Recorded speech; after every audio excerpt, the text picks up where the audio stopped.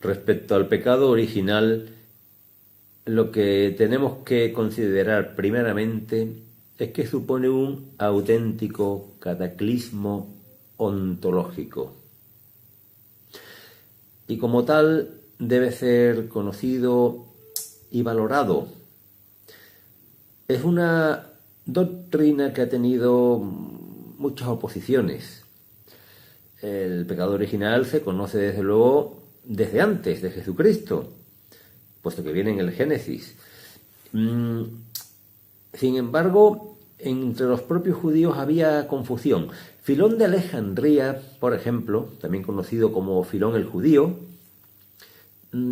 hacía una interpretación alegórica de las Escrituras y en ellas consideraba que el pecado original era un símbolo de la concupiscencia, pero no llegaba a definir que tuviera unas consecuencias en el plano del ser, consecuencias ontológicas. Ha habido más dificultades respecto al pecado original.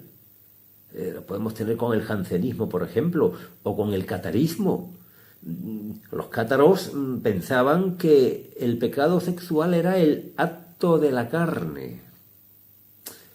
Por lo tanto, claro, si el pecado original es el acto conyugal, lo que ocurre es que no es posible que exista la santidad en el matrimonio, que siempre sería un estado inferior.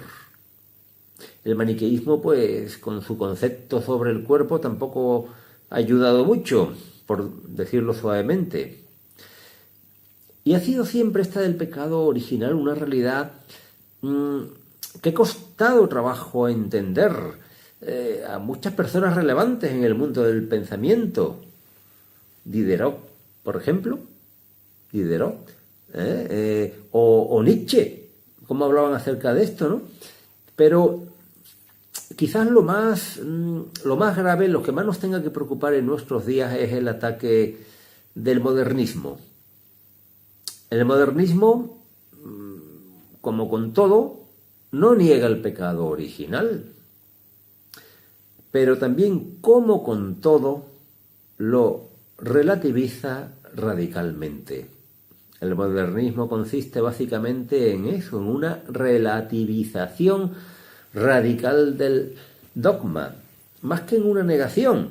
El modernista no te niega nada, él se lo cree todo. Tú le pones el credo por delante y te dice que sí, que por supuesto lo cree todo, pero le da una serie de vueltas, lo enfoca de una manera que en la práctica es como si estuviera negándolo. Bien, el pecado original existe, nos hiere, no nos corrompe, es decir, seguimos siendo capaces de hacer el bien con ayuda de la gracia.